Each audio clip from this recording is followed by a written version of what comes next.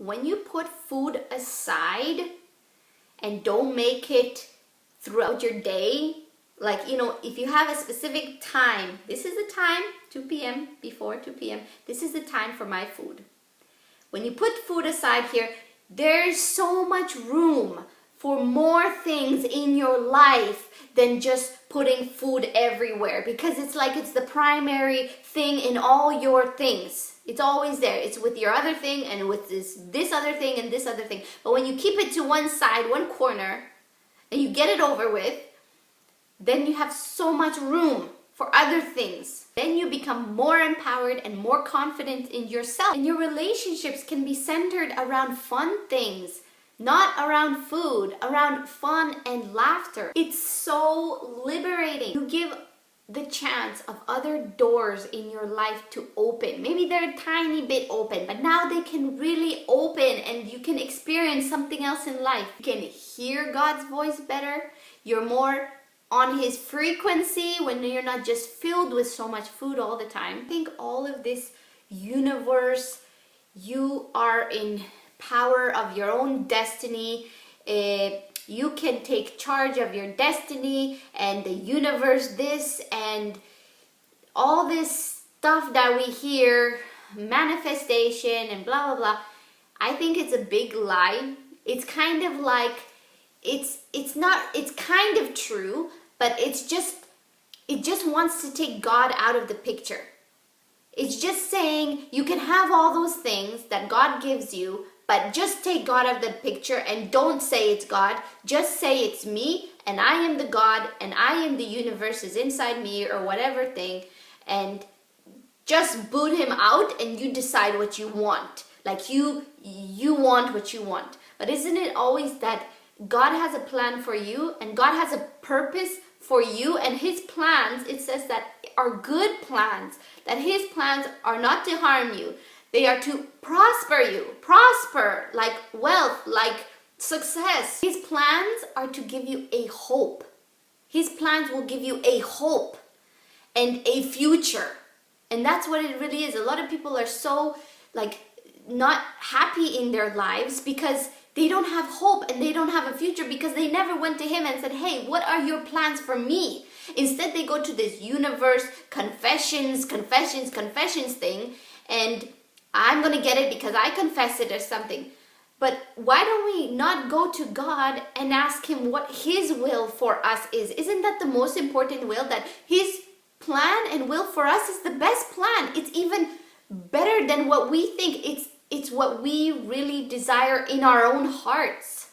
So He actually really knows much more about you and what's actually in your own heart, your deepest desires. And He has a plan according to your deepest desires that you may not even know about. So instead of going to all this universe nonsense, we should go to God and say, what is your will? Your will be done. Your will be done on earth to me, because your will is the best will for me. They tell you that you have your own destiny that you can fulfill. I say God has your destiny.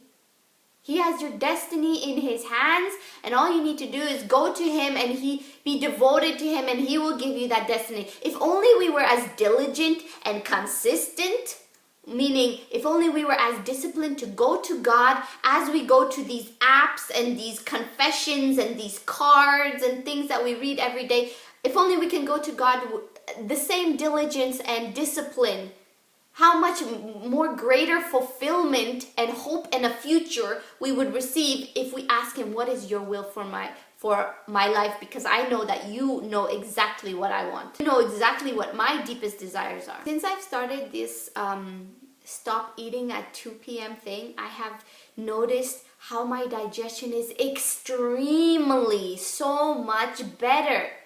Like everything about digestion, I'm not going to go through it all, but everything is better. And you guys know that I came from ulcerative colitis.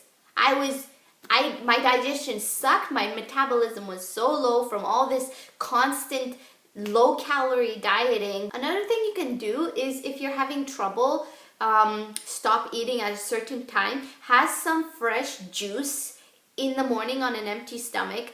or whenever you start, like 12 p.m., whatever you start eating, have some juice, like fresh squeezed juice.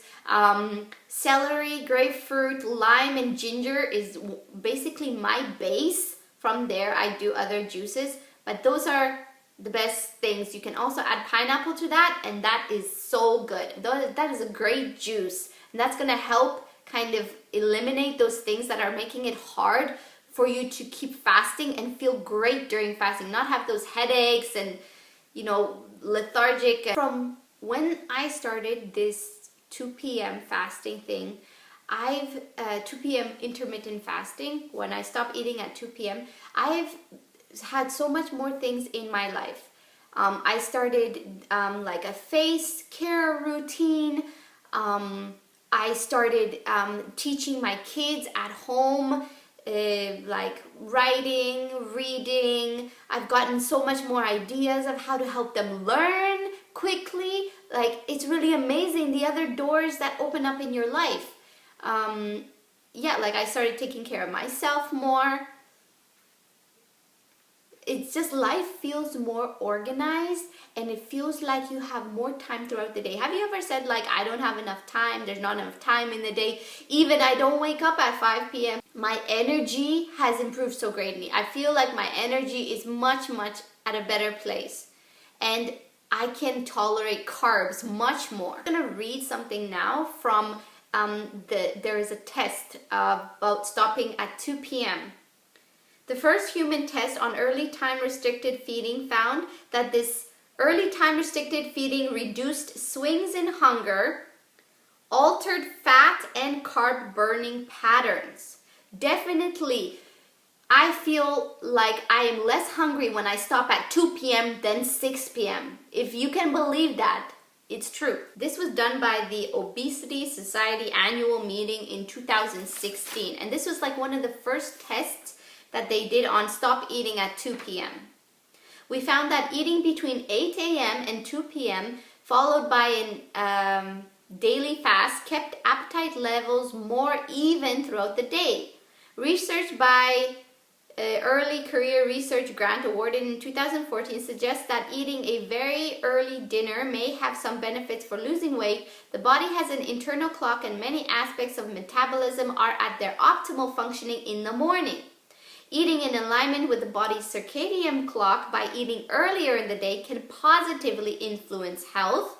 It shows that this applies to metabolism. Reduced hunger swings and increased fat burning during several hours at night. It also improved metabolic flexibility, which is the body's ability to switch between burning carbs and fat. Definitely noticed that. These preliminary findings suggest for the first time in humans that the timing of eating during the day does have an impact on our metabolism. And I found this on sciencedaily.com in case you're wondering. So we'll see how the future goes.